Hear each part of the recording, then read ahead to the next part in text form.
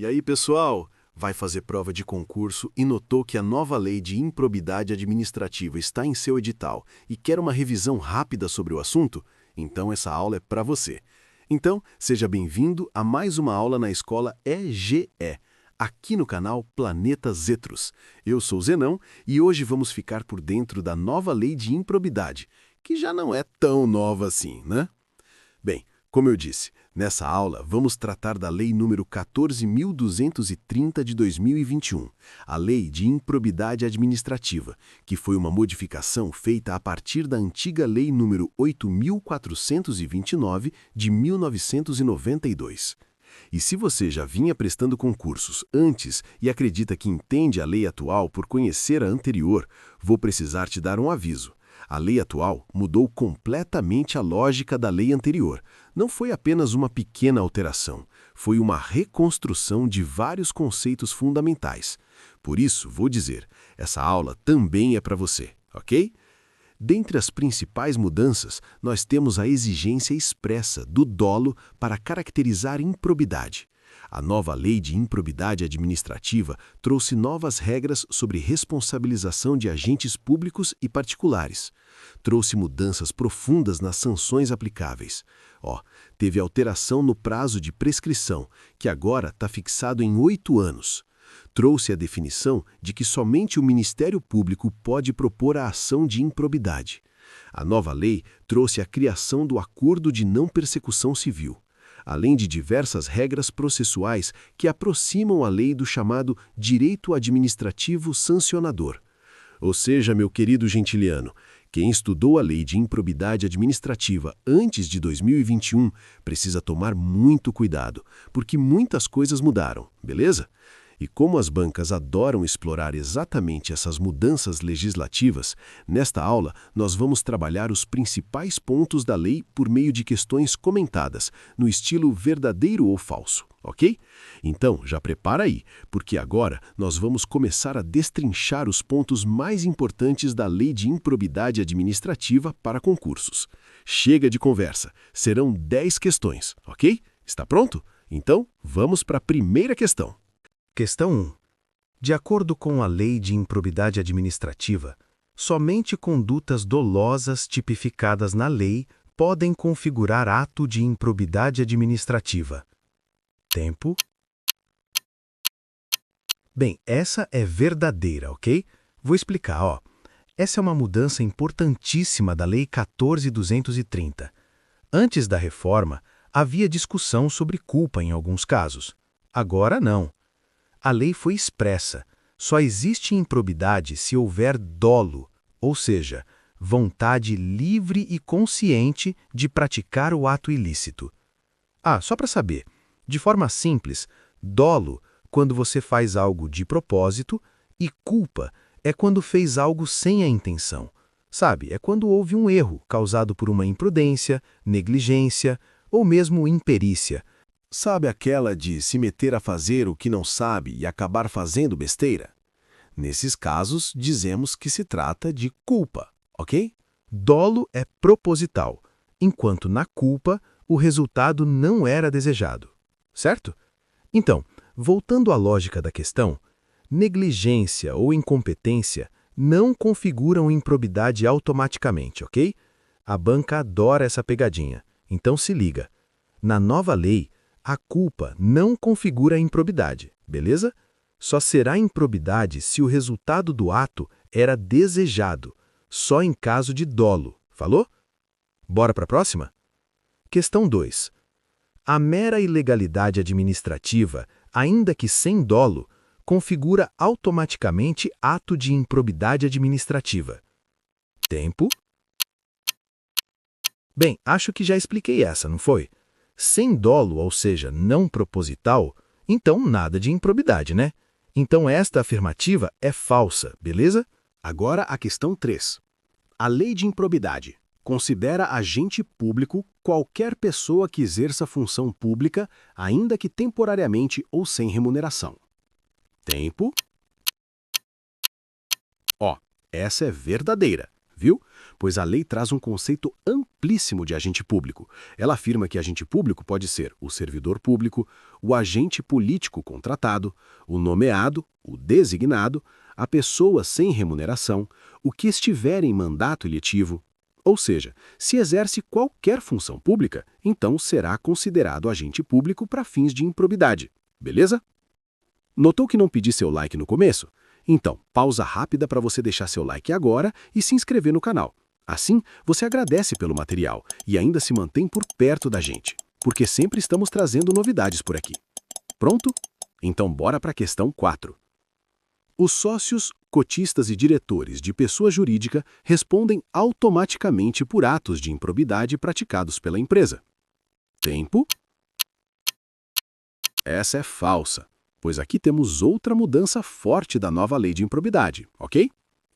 Os sócios não respondem automaticamente. Eles só respondem se houver participação comprovada, benefício direto obtido e, ainda assim, respondem nos limites da participação deles. Entendeu? Ou seja, não existe mais aquela responsabilização automática da empresa mais todos os sócios. Agora tem condições mínimas para responsabilizar os sócios. Beleza? Agora a questão 5. Utilizar bens públicos ou trabalho de servidores públicos em benefício particular pode configurar ato de improbidade por enriquecimento ilícito. Tempo? Então, essa afirmação está lá no artigo 9º da lei. O artigo 9º nos diz que constitui ato de improbidade administrativa obter, de forma dolosa, lembra, qualquer tipo de vantagem, por utilizar bem móvel ou fazer uso do trabalho de servidores públicos efetivos ou não, ou de propriedade pública. Então, essa é verdadeira, ok? Fique esperto, ok? O tema enriquecimento ilícito e ato de improbidade é uma das hipóteses mais cobradas em concursos. Agora, questão 6. A mera perda patrimonial decorrente de atividade econômica da administração pública caracteriza automaticamente ato de improbidade? Tempo. Essa é falsa. A administração pública pode perder dinheiro em atividades econômicas. Isso não significa improbidade, tá? A lei deixa claro, só haverá improbidade se houver ato doloso. Lembra? Daí sim, se houver intenção de causar o dano ou prejuízo. Aí nós temos improbidade, beleza? Pegou a condição? Fica até o fim, porque no final vamos deixar um mapa mental para facilitar sua vida, ok? Mas entenda, mapa mental sem explicação é pouco eficiente, então preste atenção, beleza? Bora para a próxima? Veja, questão 7. A nomeação de parente para cargo em comissão pode configurar ato de improbidade administrativa por violação aos princípios da administração pública. Tempo. Então, essa é verdadeira. A lei de improbidade incorporou expressamente o nepotismo. Isso significa que se a autoridade nomear cônjuge, companheiro ou parente até 3º grau para cargo de confiança, pode haver improbidade administrativa, tá? Mas atenção, precisa ser feito de propósito, ok? O dolo, lembra? Questão 8. As sanções da lei de improbidade podem ser executadas imediatamente após a sentença condenatória de primeira instância? Tempo. Essa afirmativa é falsa. Aqui está uma mudança gigantesca trazida pela Lei 14.230. As sanções só podem ser executadas após o trânsito em julgado, ou seja, decisão definitiva, sem possibilidade de recurso. Antes disso, não pode aplicar a punição. Entendeu? Quase lá. Agora, questão 9. A ação de improbidade administrativa deve ser proposta exclusivamente pelo Ministério Público. Tempo? Essa é outra grande mudança, pois agora somente o Ministério Público pode propor a ação de improbidade. A pessoa jurídica pode colaborar ou intervir, mas não pode propor a ação, ok? Chegamos à questão 10. Veja. O prazo prescricional para a ação de improbidade administrativa é de 5 anos contados da ocorrência do fato. Tempo? Antes da reforma, havia vários prazos diferentes para um ato de improbidade prescrever. Agora, só um prazo, ok? 8 anos. Esse prazo conta a partir da ocorrência do fato ou do fim da infração permanente, beleza? Salvou na memória? Espero que sim, viu? Porque esses tópicos são muito explorados pelas bancas. Viu? Prontinho. Chegamos ao final dessa aula sobre a Lei de Improbidade Administrativa. Se você prestar atenção nos pontos que trabalhamos aqui, perceberá que a lei passou por uma verdadeira mudança de paradigma. A ideia foi tornar o sistema mais técnico, mais garantista e alinhado aos princípios do direito administrativo sancionador, percebe? E para fechar essa aula com chave de ouro, vamos revisar rapidamente os pontos-chave que você precisa levar para a prova. Improbidade agora exige dolo, ou seja, precisa existir a vontade livre e consciente de praticar o ato ilícito. Agora, somente o Ministério Público pode propor a ação de improbidade, beleza? O prazo de prescrição passou a ser de 8 anos. As sanções só podem ser executadas após o trânsito em julgado da sentença condenatória, ok? Agora, é possível firmar o acordo antes ou durante um processo de improbidade administrativa. Nele, a pessoa investigada aceita cumprir certas condições, como pagar multa ou reparar o dano, e, em troca, evita continuar sendo processada na justiça. Esse acordo é chamado de não persecução civil.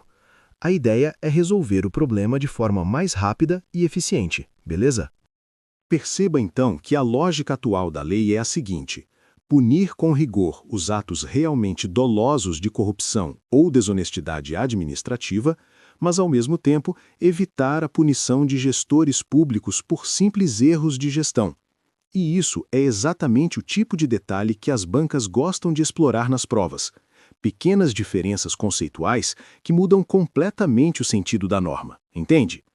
Uma dica: pausa essa imagem e tira uma foto ou print, para sempre que quiser consultar esses pontos-chave. Mas vou fazer melhor. Vou postar esse mapa mental em nossas redes. Passa lá e baixa para você, assim você garante melhor qualidade. Aproveita para nos seguir por lá também, beleza? Então, minha recomendação final para você é simples.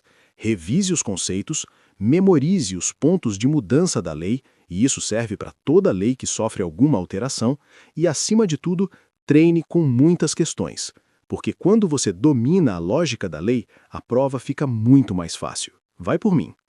Se você acha que essa aula te ajuda, então deixa o seu like, se inscreve no canal e ativa o sininho para não nos perdermos de vista, beleza? E se quer entender mais sobre temas como esse, veja esse vídeo sobre processo administrativo que preparei para você. Não esquece de deixar o like nele também, ok? É assim que sabemos se devemos preparar mais aulas sobre determinado tema, beleza? Eu fico por aqui. Um grande abraço, bons estudos e uma excelente prova. E até a próxima aula!